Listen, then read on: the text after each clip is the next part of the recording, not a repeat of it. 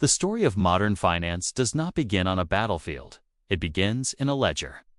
That is the first hook worth sitting with, because wars may be fought with soldiers, but they are sustained with credit. Throughout modern history, conflict has rarely been limited by manpower or ideology. It has been limited by financing. When governments lacked the money to fight, they borrowed it, and in doing so, they reshaped the global financial system in ways that still define our economic reality today. During the rise of nation-states, war became too expensive to fund through taxation alone. Armies grew larger, weapons more complex, and campaigns longer. Governments turned to private financiers, merchant banks, and international lenders to bridge the gap. These institutions were not driven by loyalty to flags, but by contractual returns. Lending to multiple sides in different conflicts was not an act of ideology, but of risk management. If one side lost, the other's debt might still be serviced. The hook here is uncomfortable, but essential. Neutrality in finance often meant profitability in war. As these lending networks expanded, they normalized the idea that sovereign debt was not an emergency measure, but a permanent feature of governance. Bonds issued to fund wars did not disappear when peace treaties were signed. They rolled over, compounded, and became embedded in national budgets. Debt shifted from a temporary wartime tool into a structural mechanism of state finance. What began as survival financing evolved into a system that rewarded perpetual borrowing. Another critical hook lies in how financial infrastructure matured through conflict. Central banks gained prominence by managing war debt, stabilizing currencies, and coordinating large-scale borrowing. International banking houses refined cross-border capital flows under the pressure of wartime urgency. Payment systems, bond markets, and reserve management all advanced rapidly during periods of conflict. Not despite war, but because of it. War accelerated financial innovation. While finance ensured war could continue longer than any single economy could otherwise sustain, this relationship also altered political incentives.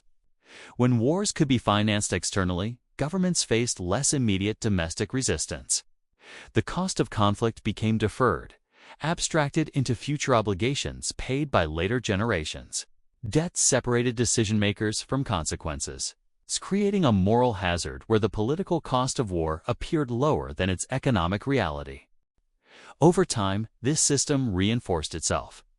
Financial institutions gained influence as indispensable partners to governments. States gained access to capital without direct taxation. The public inherited the obligation through inflation, austerity, or reduced public investment. The hook here is subtle but powerful. The true legacy of war financing is not just destruction abroad, but constraint at home. This is not a story of secret control, but of incentives aligned in a way that reshaped global economics.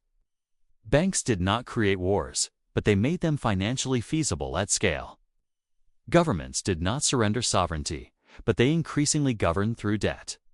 Understanding this history matters because the debt system we live under today was not designed for peace, sustainability, or equality. It was forged under pressure, normalized by conflict, and maintained by habit. Until that context is understood, debates about debt, deficits, and financial power will always miss the deeper architecture beneath the headlines. The normalization of sovereign debt begins with a simple but unsettling hook: modern war could not exist at scale without borrowing. Before large bond markets and organized credit systems, wars were limited by what rulers could tax or seize in real time. That constraint disappeared once governments discovered they could promise future income to finance present destruction. Major conflicts forced states to borrow not as an exception, but as a necessity, and once that door opened, it never truly closed. As warfare industrialized, its costs exploded. Standing armies, mechanized weapons, global logistics, and extended campaigns made traditional revenue sources inadequate. Governments faced a choice: either restrain military ambition or expand borrowing capacity. The second option prevailed, not because it was safer, but because it was politically easier. Borrowing allowed leaders to fight now and pay later, shifting the burden away from immediate taxpayers and onto future citizens. That is the hook most people miss. Debt did not just fund wars, it removed natural limits on them. Once debt markets proved they could absorb massive wartime issuance, borrowing became institutionalized. Bonds issued to fund emergencies were refinanced, rolled over, and absorbed into permanent balance sheets. Peace did not reverse this process, it stabilized it.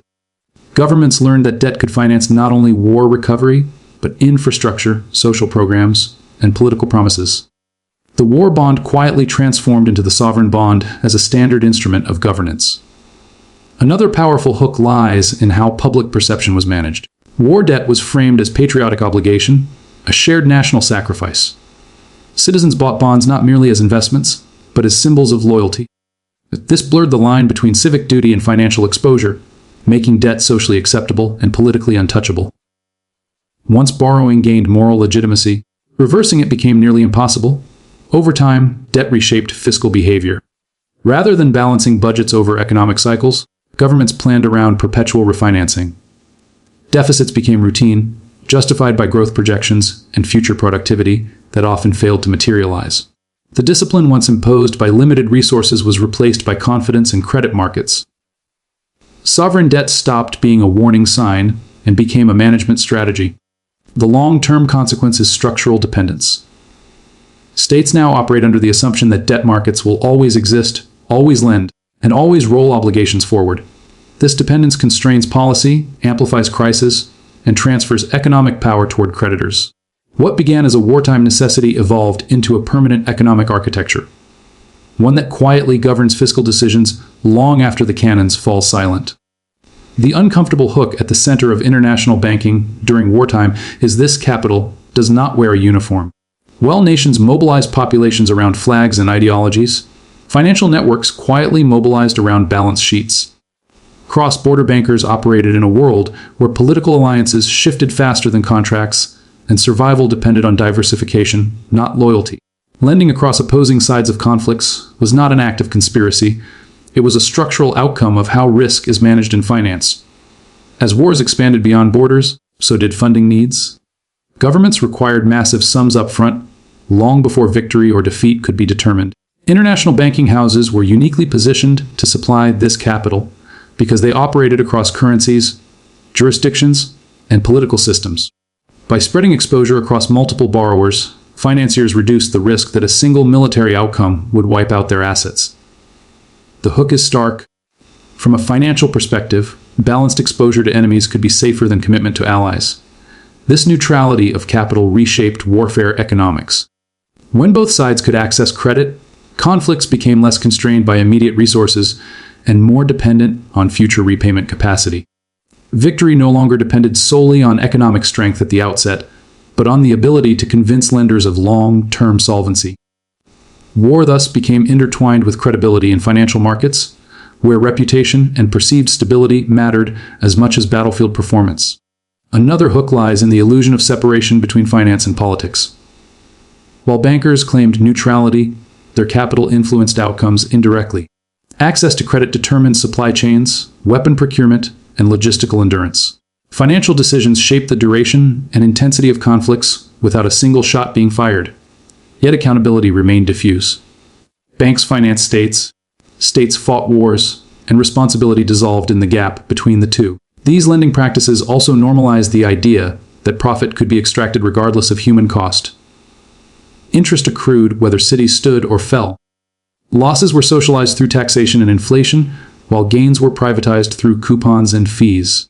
The system rewarded continuity of conflict financing rather than resolution, embedding war into long-term revenue models. Over time, these networks gained legitimacy and institutional protection. International finance became indispensable to governments, granting lenders negotiating power over debt terms, restructuring, and post-war recovery. This influence was not absolute, but it was persistent. Financial neutrality became a shield, allowing institutions to operate above moral judgment while shaping material realities. What emerges is a system where war and finance evolve together, not by design, but by incentive. International bankers did not need to choose sides, because the structure of global capital allowed them to profit from division itself, quietly embedding financial logic into the very machinery of conflict. The real hook in the rise of central banks is that their modern authority was not built in calm markets, but under the pressure of war. Before large-scale conflicts demanded massive coordination, central banks existed with limited scope and influence. Wartime debt changed that permanently.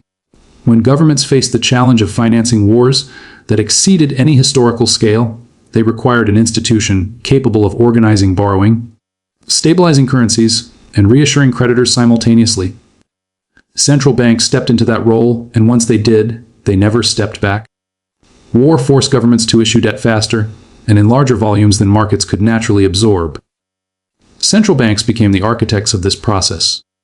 They structured bond issuance, acted as buyers of last resort, and coordinated with private banks to ensure demand for government debt remained intact.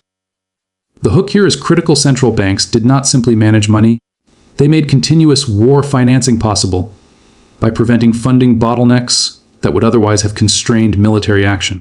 Currency stability became another battlefield. Wartime spending created inflationary pressure, capital flight, and exchange rate volatility. Central banks were tasked with containing these risks while still supporting aggressive borrowing. Interest rates were manipulated not to reflect market conditions, but to serve state objectives. Monetary policy became an extension of war strategy, designed to keep economies functioning under extraordinary strain. As debt volumes expanded, central banks gained informational and institutional power. They became the central node connecting governments, financial markets, and international lenders. This role allowed them to shape expectations, manage confidence, and influence long-term policy direction. The hook many miss is that credibility, not just currency, became their primary asset. Once markets trusted central banks to backstop sovereign debt, borrowing limits expanded dramatically. Post-war periods did not reduce this authority. Instead, war-tested tools were repurposed for peacetime management. Bond buying programs, currency controls, and coordinated fiscal, monetary strategies became standard policy options. Central banks transitioned from emergency managers to permanent stewards of economic stability. With mandates far broader than originally intended, this evolution also altered democratic accountability. Decisions once debated publicly through taxation and budgeting shifted toward technocratic institutions, operating with relative independence. Managing debt required expertise, speed, and discretion, all of which justified insulation from political pressure. The hook here is subtle but powerful. The same mechanisms that stabilized economies during war also reduced public oversight over monetary power. Today's central banks carry this legacy. Their influence over markets, governments, and global finance is inseparable from the wartime necessity that elevated them. Understanding their power means recognizing that it was forged not in theory, but in the urgent need to make unlimited borrowing sustainable under the most extreme conditions imaginable. The most powerful hook in understanding war debt is this: wars often end, but their bills do not.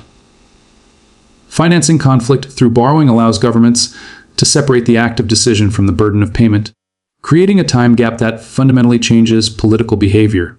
When taxes are raised immediately, citizens feel the cost and resistance grows. When debt is issued instead, the pain is postponed, abstract, and quietly transferred to people who had no voice in the original decision. Borrowing reframes war as affordable in the present by disguising its true economic weight.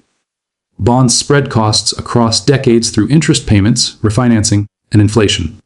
The generation that experiences the conflict may bear only a fraction of the expense, while future generations inherit obligations embedded in national balance sheets. This is the hook most overlooked. Debt transforms war from a shared sacrifice into an intergenerational liability. Inflation becomes one of the primary transmission mechanisms. As governments service large debt loads, monetary expansion is often used to ease repayment pressure. This reduces the real value of debt but erodes purchasing power over time. Wages lag, savings lose value, and the cost of living rises. Future workers pay not through explicit war taxes, but through diminished economic security. The cost is diffuse, persistent, and rarely labeled as a consequence of past conflicts. Taxation also shifts structurally. Instead of temporary wartime levies, long-term tax systems evolve to service debt interest. Public revenues that could fund education, healthcare, or infrastructure are redirected toward bondholders. The hook here is subtle, but critical. Debt does not just delay payment. It reshapes national priorities for decades, narrowing policy space for future governments. Austerity is another delayed outcome. When debt levels become politically or economically uncomfortable, spending cuts are framed as necessity rather than choice. Social programs are reduced, public investment slows, and inequality widens. These measures are justified as fiscal responsibility, even though the original spending occurred generations earlier, under entirely different circumstances. This structure also weakens democratic accountability. Citizens who bear the long-term costs cannot vote against past borrowing decisions. The link between cause and consequence is broken by time, complexity, and financial abstraction. Responsibility dissolves across administrations, institutions, and decades. What emerges is a system where war decisions are made with short-term incentives, while economic consequences accumulate quietly in the background. Debt becomes the mechanism through which conflict extends its reach far beyond the battlefield, shaping economic life long after the political slogans fade and the history books close. One of the least intuitive hooks in economic history is that peace is slow, but crisis is efficient. Financial systems rarely evolve fastest when conditions are stable. They evolve when survival is at stake.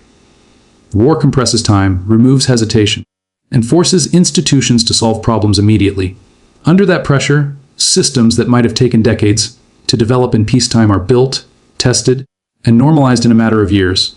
Large-scale conflict creates financial demands that existing structures cannot handle. Governments suddenly need vast sums, rapid payment mechanisms, and reliable ways to mobilize savings across entire populations. Bond markets expand because they must. Payment systems modernize because delays become strategic liabilities. International capital flows increase because domestic resources are insufficient. The hook is clear. Necessity does not just inspire innovation, it legitimizes it. During wartime, political resistance to financial experimentation weakens.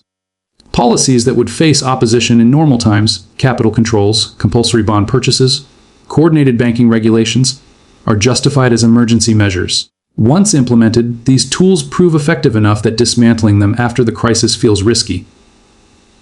Temporary solutions quietly become permanent infrastructure.